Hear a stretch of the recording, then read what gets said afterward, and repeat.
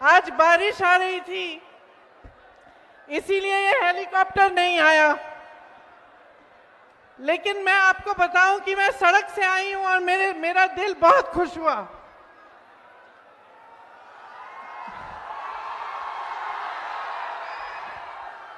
ये जो आपकी धरती है ना, बहुत ही सुंदर धरती है। गंगा मैया के साथ साथ सड़क थी, पवित्र धरती है। इसी धरती से महात्मा गांधी जी ने अपना सत्याग्रह शुरू किया अंग्रेजी साम्राज्य के खिलाफ। ये राजा जनक जी की तपोभूमि है, माता मंगला देवी की धरती है। राष्ट्र कवि श्री रामधारी सिंह दिनकर जी की धरती है। बिहार के केसरी बाबू श्री कृष्ण जी की धरती है। इस धरती को मेरा प्रणाम, मेरा नमन। भाई और बहनों, इस धरती जिसके बारे में हम बात कर रहे हैं, जिसके बारे में मैं आप सबके सामने ये भाषण देने जा रही हूं, इस धरती ने इस देश को बहुत कुछ दिया है। इस देश को आजादी दी है, इस देश को तरक्की दी, इस देश को बड़े बड़े अधिकारी दिए, बड़े बड़े नेता दिए, बड़े लेखक, बड़े कवि दिए। तो आज जो आपकी परिस्थितियां हैं, उसे देखकर हर देशवासी के दिल में ये बात आती है कि इतनी महान धरती है, इसका ठीक तरह से विकास क्यों नहीं हो रहा है? इसकी जनता को आगे बढ़ाने का काम क्यों नहीं हो रहा है? हमारी यहाँ पे जो बहनें बैठी हैं, इनको आगे बढ़ाने का काम क्यों नहीं हो रहा है? जो लड़ाई यहाँ से शुरू की गई, जो महात्मा गांधी जी ने शुरू की, वो हमारे संविधान की लड़ाई थी। आप सब जानते हैं कि इस संविधान ने आपको क्या दिया। कौन बताएगा क्या दिया संविधान ने? बताओ क्या दिया? क्या दिया? आजादी दी? दी कि नहीं दी? दी। आत्मविश्वास दिया कि नहीं दिया? समान दृष्टि से बना ये संविधान, सबको अधिकार मिला। और सबसे बड़ा अधिकार क्या था? आपका वोट।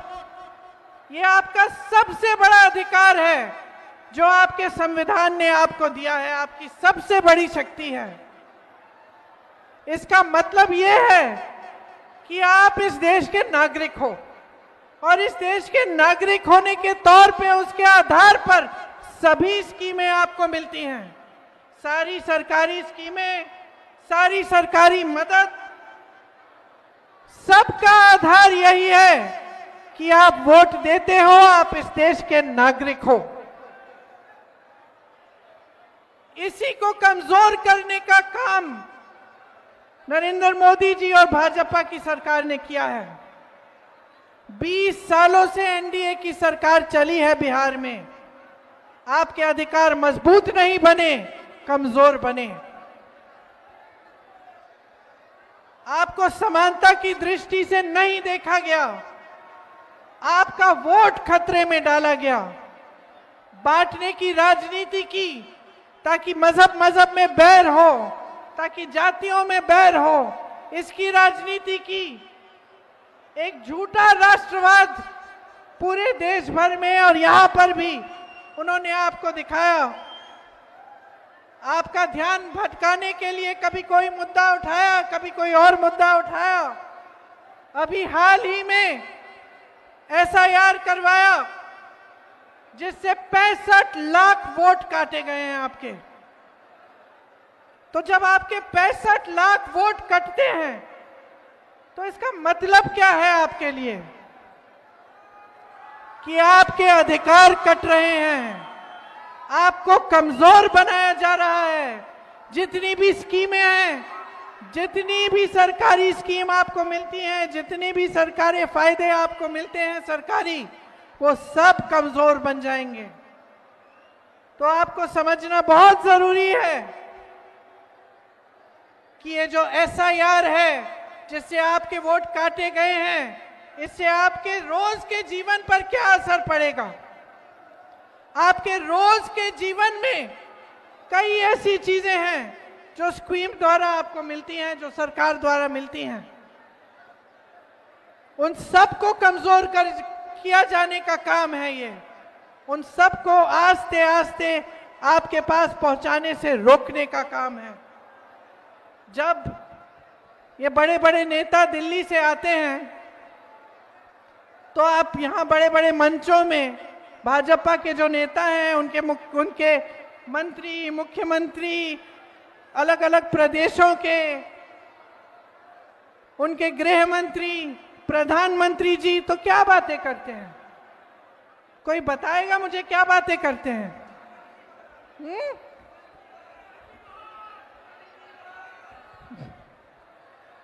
नेहरू जी की बात करते हैं, पुरानी बातें करते हैं।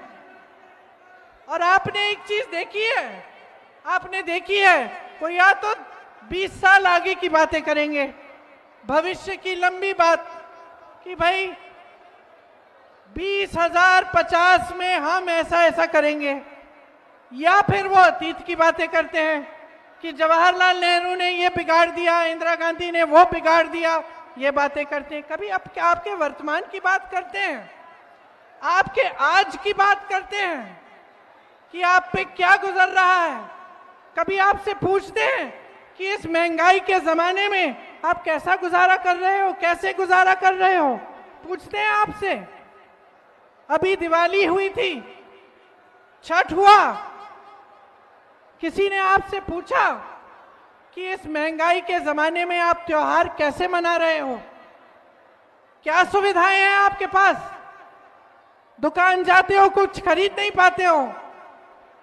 बिहार में नौकरियां नहीं मिलती, रोजगार नहीं मिलता। हाथ ऊपर करके बताओ कितनों को यहां पे रोजगार मिलता है? हाथ ऊपर करके बताओ मुझे। नहीं मिलता ना? देश भर में पलायन करना पड़ता है। मैंने केरल से लेकर कश्मीर तक देखा है कि बिहार से पलायन करके लोग जा रहे हैं। कश्मीर में अगर किसी सड़क पे मजदूरी हो रही है, उससे पूछो कहां के हो, बोलेगा बिहार से आया हूं। केरल में मैंने पूछा, कुछ दिनों ही पहले ही कुछ लोग मुझे दिखे, सड़क का काम हो रहा था, भाई कहां से हो? यहां के नहीं दिखते तुम। दीदी हम बिहार के हैं। पलायन करके जाना पड़ रहा है सबको। ये जो लहलहाते खेत हैं, इतना सुंदर आपका प्रदेश है, इसमें रहने का ही आपको मौका नहीं मिल रहा है। परिवार बट जाते हैं, लोग पुरुष चले जाते हैं काम करने के लिए बड़े बड़े शहरों में, और परिवार यहां रहते हैं गांव में, खेती करने की कोशिश करते हैं। इन्होंने ये स्थिति बना दी है कि आपको खेती से भी आपकी कमाई नहीं होती। एक जमाने में आप खेती करते थे, आपकी अच्छी खासी कमाई होती थी। आज महंगाई इतनी है, हर चीज पे टैक्स लगा रखा है कि खेती किसानी से भी आप कमा नहीं पा रहे हैं। जितने बड़े बड़े उद्योग थे, सारे अपने ही दोस्तों को दे चुके हैं। ये आप पूछिए, कोई भी बड़ा उद्योग है या तो अडानी का होगा या अंबानी का होगा। जो देश की संपत्ति थी, आपकी संपत्ति थी, उससे आपको रोजगार मिलता था। आपको याद होगा, जो बुजुर्ग हैं यहां बताएंगे आपको, एक जमाने में जो सरकारी नौकरी होती थी उसके लिए सब दौड़ते थे। सबको वही नौकरियां चाहिए होती थी क्योंकि उसमें पेंशन मिलता था, पूरे जीवन के लिए सुरक्षा मिलती थी। आज क्या परिस्थितियां हैं? निजीकरण हो गया है, सब ठेकेदारी पर हो रहा है, सारे काम, छोटे से छोटा काम ठेकेदारी पर हो रहा है। और जितनी भी बड़ी सरकारी कंपनियां थी वो सब मोदी जी ने अपने 2 दोस्तों को दे दिए हैं, पकड़ा दिए हैं। तो यहां आते हैं ना, मंच पे खड़े होकर 20 साल सरकार चलाने के बाद, बिहार की प्रदेश सरकार 20 साल चलाई, फिर मंच पर आते हैं और बात करते हैं कि हम रोजगार देने वाले हैं, 1.5 करोड़ रोजगार देंगे। तो दिया क्यों नहीं? 20 सालों से दिया क्यों नहीं? बेवकूफ समझ लिया क्या जनता को? बड़े बड़े वादे करेंगे चुनाव के समय और एक भी वादा पूरा नहीं होगा। महंगाई कम करने की बात करते थे, महंगाई बढ़ गई है। रोजगार की बात करते थे, कौन सा रोजगार दिया? बड़ी बड़ी कंपनियां सारी बेच दी, खेती किसानी से कमाने लायक ही नहीं छोड़ा किसी को। छोटे छोटे जो व्यापार थे, जो छोटे दुकानदार थे, जो छोटे बिजनेस थे, उनको खत्म कर दिया। तो बचा क्या है? बचा क्या है? और कुछ नहीं बचा है इनके हाथों में, कुछ नहीं करेंगे, क्योंकि जो आपका था वो सारा इन्होंने अपने दोस्तों को दे दिया है। सिर्फ खोखले वादे करेंगे, सिर्फ बड़े बड़े मंचों पर आपके सामने इवेंट बाजी करेंगे, इश्तिहार दिखाएंगे आपको सुंदर सुंदर कि आपका जीवन बदलने वाला है। तो किसका जीवन बदला है इन 20 सालों में? बताओ भाई, मुझे बताओ, किसी का जीवन बदला है? बहन तुम खड़ी हो, तुम्हारे लिए क्या किया? तुम जब अपनी बच्चों को देखती हो, दिल घबराता है कि नहीं कि कैसे बड़े होंगे, कि मैं खिलाऊंगी कैसे इनको, मैं पढ़ाऊंगी कैसे इनको, बड़े होंगे तो नौकरी कौन देगा इनको? दिल घबराता है कि नहीं? बीमार होते हैं तो दिल घबराता है ना, सोचती हो कि दवा कहां से मिलेगी, मैं डॉक्टर के पास जाऊंगी, प्राइवेट जाना पड़ेगा, और प्राइवेट में जाऊंगी तो इतने पैसे लगेंगे, मैं कैसे इलाज करवाऊंगी? कोई घर में बुजुर्ग होता है तो उसकी देखभाल कैसे होती है? बहन तुम क्या काम करती हो? कुछ नहीं करती, लेकिन घर का सारा काम करती हो ना। सुबह से शाम तक तुम्हें आराम मिलता है? नहीं मिलता ना।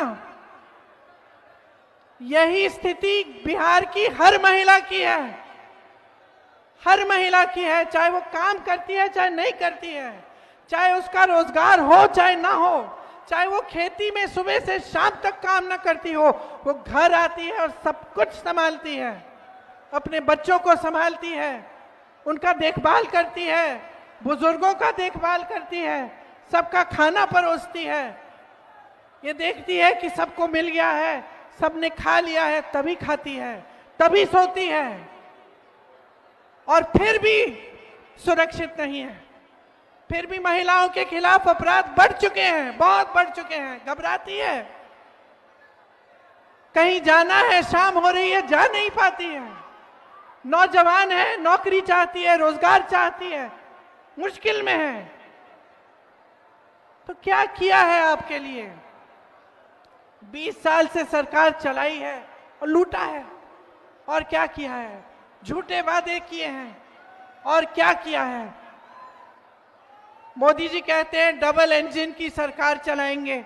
गलत फहमी में मत होना, कोई डबल इंजन नहीं है, एक सिंगल इंजन है इनका और दिल्ली से चलता है। आपकी कोई सुनवाई नहीं है, लेकिन आपके सीएम की भी कोई सुनवाई नहीं है। नीतीश कुमार जी का कोई आदर नहीं है, उनकी भी सुनवाई नहीं है। आज ये परिस्थिति है बिहार की कि सब कुछ केंद्र से चल रहा है। यहां पे आपके प्रदेश में कौड़ियों के दाम पर जमीन बांटी जा रही है बड़े बड़े उद्योगपतियों को। आपको क्या मिल रहा है? आज आपकी जो परिस्थिति है वो ऐसी है कि अगर आप जागोगे नहीं, अगर आप अपनी किस्मत को, अपने भविष्य को अपने हाथों में नहीं लोगे, तो कुछ नहीं बदलने वाला, कुछ नहीं बदलने वाला। बड़े बड़े नेता आएंगे, वादे करेंगे, भविष्य की बात करेंगे, अतीत की बात करेंगे, आपके वर्तमान की बात नहीं करेंगे। और मैं आपसे ये कहने आई हूं कि ये जो वर्तमान है ना, ये जो आपका आज है, ये आप जी रहे हो। ये सुबह उठ के जब घबराहट होती है कि फिर से रोजगार ढूंढने निकलना है या वापस चले जाना है किसी दूर शहर में जहां अपना कोई नहीं है, जहां अपना कोई नहीं है, लेकिन जाना है क्योंकि यहां रोजगार नहीं मिलेगा। ये जब घबराहट होती है ना, तब कोई नहीं रहता आपका सहारा, कोई नहीं आता। ये मोदी जी, ये अमित शाह जी, ये बड़े बड़े नेता तब नहीं आते आपकी मदद करने के लिए। यहां उन्होंने बिहार की जो परिस्थिति बनाई है, उसमें से अगर आपको निकलना है तो आपको बदलाव लाना पड़ेगा।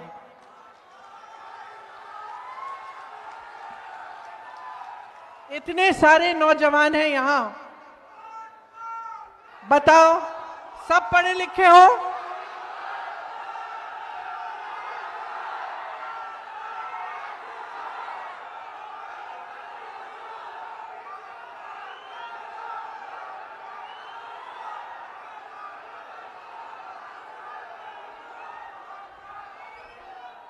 आपको मालूम है वोट चोर क्यों हैं ये लोग?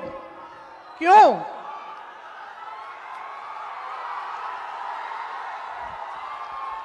वोट चोरी क्यों कर रहे हैं मालूम है? पहले तो इन्होंने बांटने की कोशिश की, थोड़ी देर के लिए चल गया काम इनका, है ना।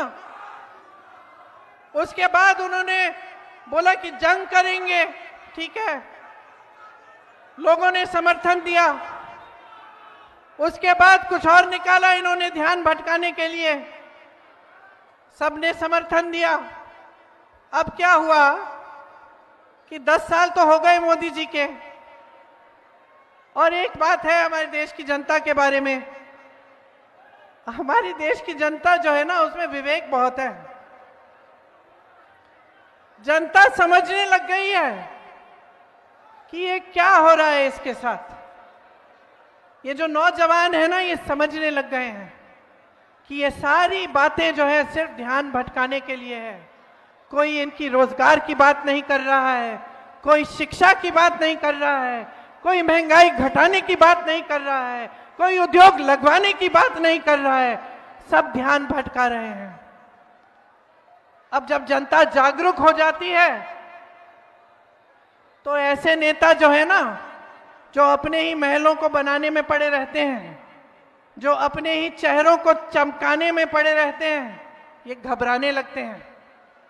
इसीलिए वोट की चोरी कर रहे हैं।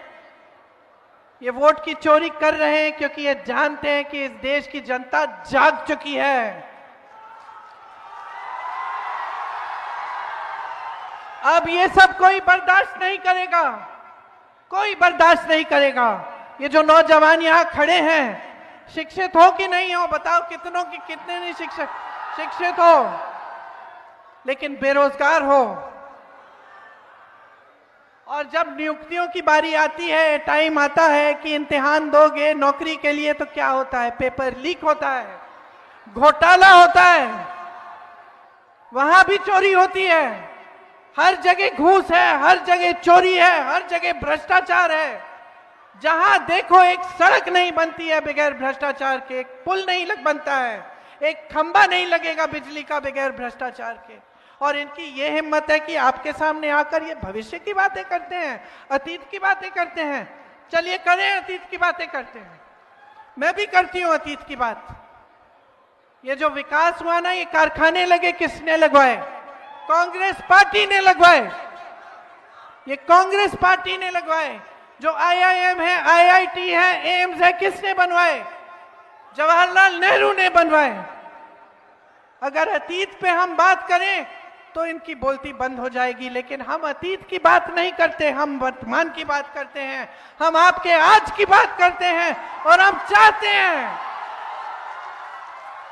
चाहते हैं कि इस देश का एक एक नौजवान, इस देश की एक एक बेटी खड़ी हो, अपने अधिकार को अपने हाथों में ले और इस देश के निर्माण में भागीदार बने। राहुल गांधी जी जाति जनगणना की बात क्यों करते हैं?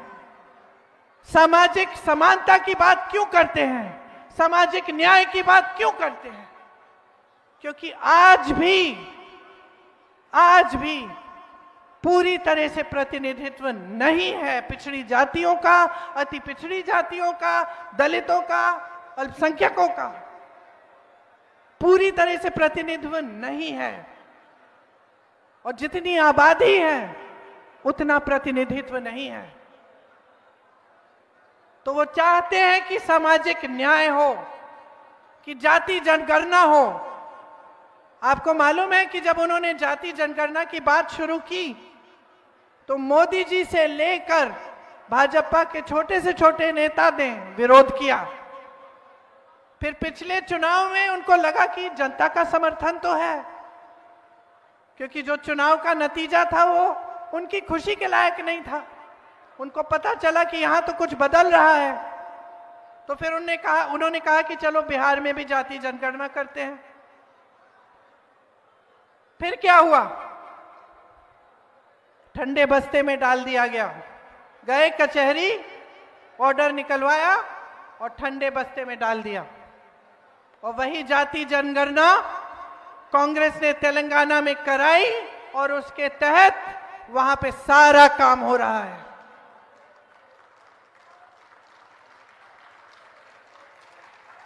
मेरी बहनें, मैं भी आपकी तरह महिला हूं। मैं समझती हूं कि किस तरह से एक महिला को हमेशा, चाहे बड़े घर की महिला हो, चाहे गांव की महिला हो, चाहे शहर की महिला हो, चाहे गरीब महिला हो, हमेशा समाज का पूरा बोझ उठाने वाली महिला होती है। महिला ही सब काम करती है, घर पे भी, बाहर भी, खेती में भी, ऑफिस का काम भी हो फिर भी घर का काम करेगी।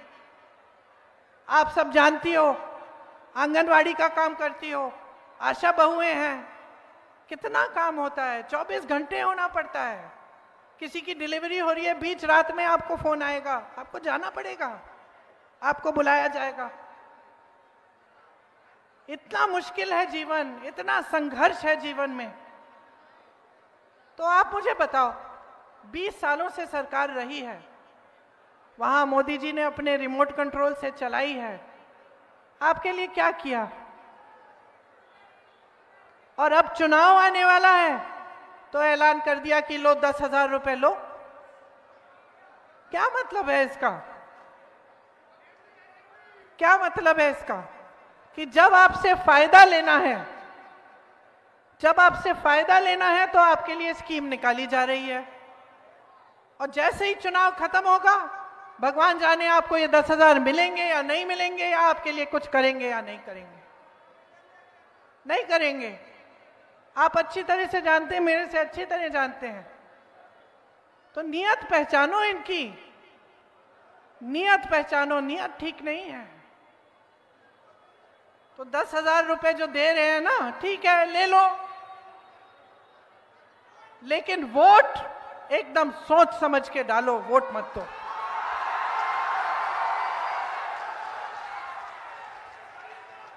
वोट मत खरीदने दो। आत्मसम्मान है तुम्हारा, तुम इस देश की नारी हो, आत्मसम्मान है तुम्हारा। जो तुम झेलती हो ना, कोई नहीं झेलता, कोई नहीं झेलता। ये जितने भी खड़े हुए हैं यहाँ पे पुरुष, इनको पता भी नहीं है कितना झेलते हो। आत्मसम्मान है तुम्हारा, गर्व है तुम्हारा अपना, कि इस देश की जो नई पीढ़ी है उसकी परवरिश तुम करती हो, उसे बड़ा तुम करती हो। चाहे कुछ भी हो जाए, कितने भी संघर्ष करने पड़े, जितनी भी तुम्हें उसके लिए जो भी करना पड़े तुम करोगी, लेकिन उस नई पीढ़ी को तुम आगे बढ़ाओगी, किसी ना किसी तरह से शिक्षित करोगी।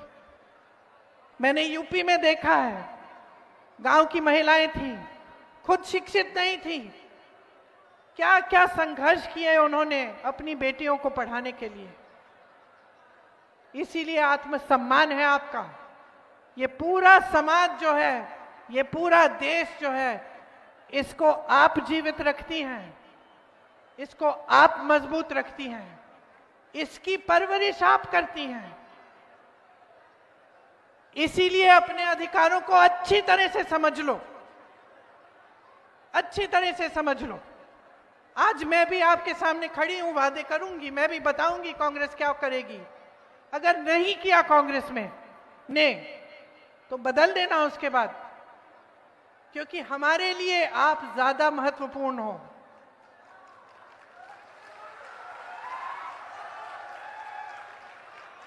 जो आपके लिए काम नहीं करता है उसको हटा दो, निकाल दो, साइड कर दो। और जो मैं कह रही हूं उसको ध्यान से सुनो बहनों, ध्यान से सुनो। जितना विवेक महिला में होता है ना, किसी में नहीं होता। क्योंकि जैसे मैंने कहा, आप बहुत झेलती हैं, आप में बहुत दृढ़ता है, तो आपका विवेक जो है अब काम आना चाहिए। चुनाव का समय है, ऐसा नहीं होना चाहिए कि इस समय सारे नेता आकर झूठे मूठे वादे कर लें, चले जाएं, उसके बाद आपको भूल जाएं। आज मौका है, ये मौका है कि आप अपने अधिकारों को मजबूत बनाएं, कि आप एक ऐसी सरकार लाएं जो इस प्रदेश की हर महिला को शक्ति दे, मजबूत बनाए, अपने पैरों पर खड़े होने के लिए मदद करे। आज ये मौका है कि आप एक ऐसी सरकार बनाएं जिसमें आपको शिक्षा मिले, जिसमें आपके पेपर लीक ना हो, जो एक कानून लाए पेपर लीक के खिलाफ, जिसमें आपको रोजगार मिले, जिसमें जो आपकी संपत्ति है, जो बड़े बड़े कारखाने सालों पहले यहां लगाए गए थे, वो आपकी संपत्ति है। वो बड़े बड़े उद्योगपतियों को, जैसे मोदी जी चॉकलेट बांट रहे हैं, उस तरह से बांटते हैं, वो बांटे ना जाएं, वो दिए ना जाएं। वो संपत्ति आपकी संपत्ति रहे और उस संपत्ति से आपको रोजगार मिले, आपको मजबूती मिले। ये मौका है, आज मौका है कि आप, जो बिहार की जनता है, अपने आप को पहचानो। इस देश को खड़ा किया है आपने। आप देश भर में जाओ, बिहार के लोग मिलेंगे। एक जमाने में बड़े बड़े IAS officer, IPS officer, IFS officer सब यहां के होते थे, बड़े बड़े नेता थे आपके। और आज भी आपने इस देश की नींव डाली और इस देश का निर्माण आप करते हैं। ये है इस देश का असली केंद्र। लेकिन आप अपने आप को पहचानो, अपनी शक्ति को पहचानो, और जहां से आए हो उस पर गर्व करो कि आपको बिहार को ठीक करना है। आपको ऐसे नेताओं की बातों में नहीं पड़ना जो सिर्फ अपना स्वार्थ साध रहे हैं, जो सिर्फ अपने जैसे मैंने कहा, अपने चेहरे को चमकाने में पड़े हैं। आज ये मौका है। ये जो आपका उम्मीदवार है, आ जाओ सामने।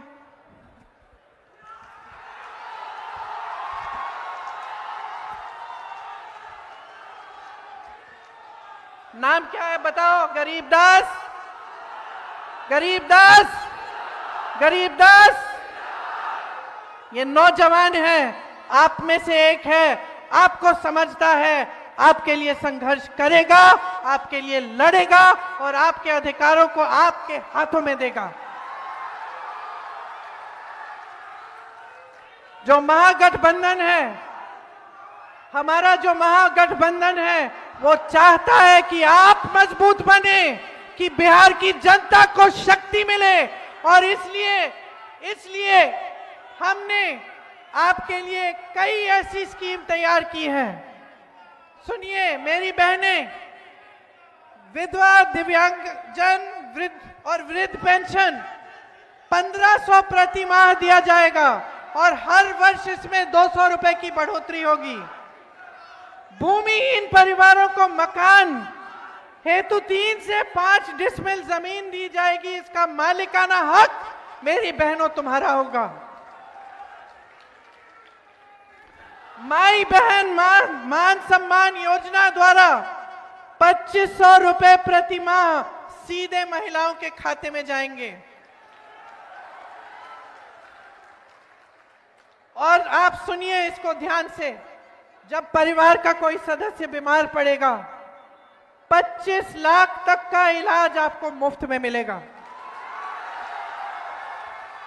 ये खोखली बातें नहीं हैं, खोखली बातें नहीं हैं।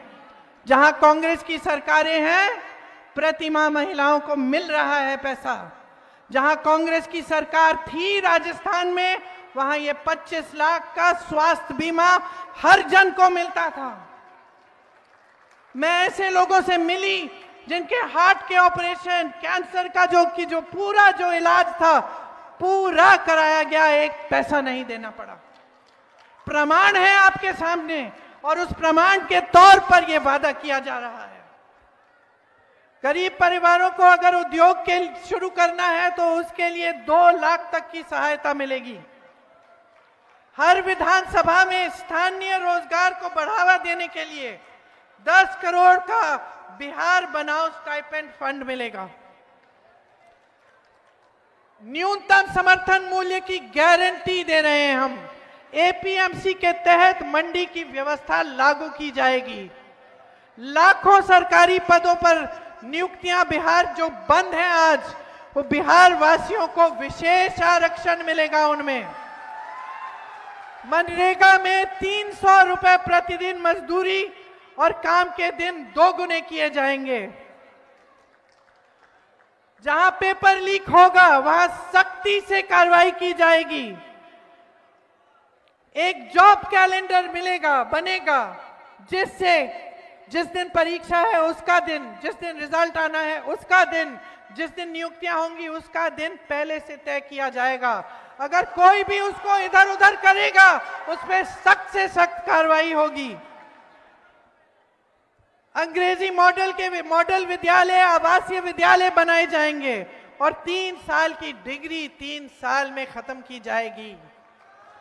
आज 3 साल की डिग्री में 5-6 साल लगा रहे हैं लोग। जो शिक्षा की व्यवस्था इतनी मजबूत थी बिहार की, वो एकदम कमजोर हो चुकी है। सामाजिक न्याय का अधिकार देना चाहते हैं हम आपको, और महागठबंधन ने यह ऐलान किया है कि पंचायती राज एवं नगर निकायों में ईबीसी आरक्षण 30% और एससी आरक्षण 20% किया जाएगा। अति पिछड़ा वर्ग अत्याचार निवारण अधिनियम बनाया जाएगा, जिससे जो आजकल जो अपराध बढ़ा है, जो अत्याचार बढ़ा है अति पिछड़ी जातियों पर, उस पर नियंत्रण लाने के लिए और उसको बंद करने के लिए ये लागू होगा। निजी शिक्षा संस्थानों में आरक्षण लागू होगा। तो ये सब हम करना चाहते हैं आपके लिए। आप जानते हैं कि अपराध कितना बढ़ गया है। सिर्फ महिलाओं पर नहीं, बच्चों पर भी बहुत बढ़ गया है, और अति पिछड़ी जातियों पर, दलितों पर तो बहुत ही ज्यादा बढ़ गया है, अल्पसंख्यकों पर बढ़ गया है। तो हमें परिस्थिति बदलनी है। आपने हाल ही में देखा, बड़े बड़े व्यापारियों की हत्या हो रही है। कल परसों एक नेता की भी हत्या हो गई चुनाव के दौरान। तो अब मुझे बताओ, बदलाव लाना है कि नहीं लाना है? बदलाव लाओ, अपने लिए लाओ, इन नौजवानों के लिए लाओ जो यहां बेरोजगार खड़े हैं शिक्षित होने के बावजूद। अपने बच्चों के लिए लाओ, बहनों अपने लिए लाओ, आपको मौका मिले। जो नौजवान बच्चियां हैं उनको मौका मिले रोजगार का, आगे बढ़ने का, उनके विकास का। तो ये समय है कि आपको सब चीजें अच्छी तरह से समझनी है। अपने वर्तमान को देखना है, अपने आज को देखना है, अपने अधिकारों के लिए लड़ना है। महात्मा गांधी जी जब लड़े थे तो बड़ा साम्राज्य था उनके आगे, और उस साम्राज्य ने सब कुछ किया, हत्याएं की, हिंसा की, लोगों को दबाया, कोई सवाल उठाता था उसको जेल में डाल देते थे। आज की परिस्थितियां भी कुछ वही हैं। आज भी कोई सवाल करता है तो उसको दबाया जाता है, कोई धरना प्रदर्शन करता है उसको उठा के जेल में डाल दिया जाता है, पुलिस पीट देती है। आज भी जिस तरह से अंग्रेजों ने लोगों को दबाकर राज किया, आज भी वोट चोरी क्या है? लोगों को दबाने का नया तरीका है।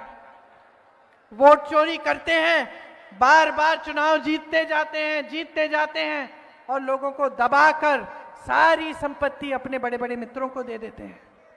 तो आज भी वही लड़ाई है बहनों और भाइयों, सच्चाई की लड़ाई है, आपके अधिकारों की लड़ाई है, इस देश की लड़ाई है जिससे हम सब प्यार करते हैं।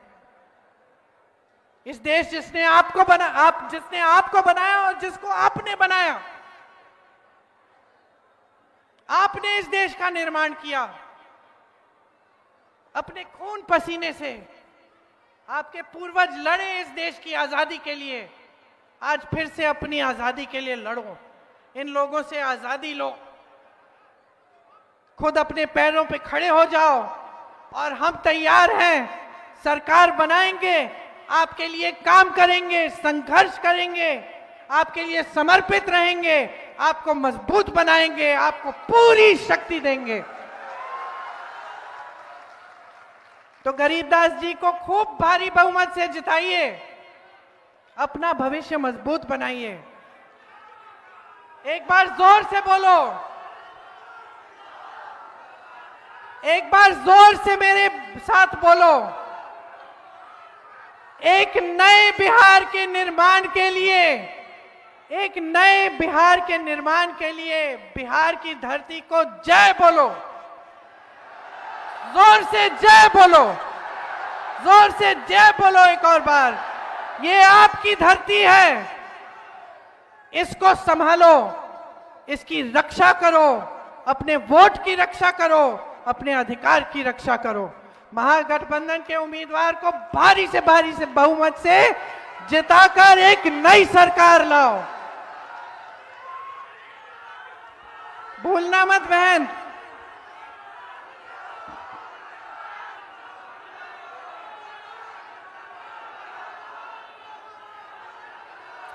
जय हिंद, जय हिंद, जय हिंद।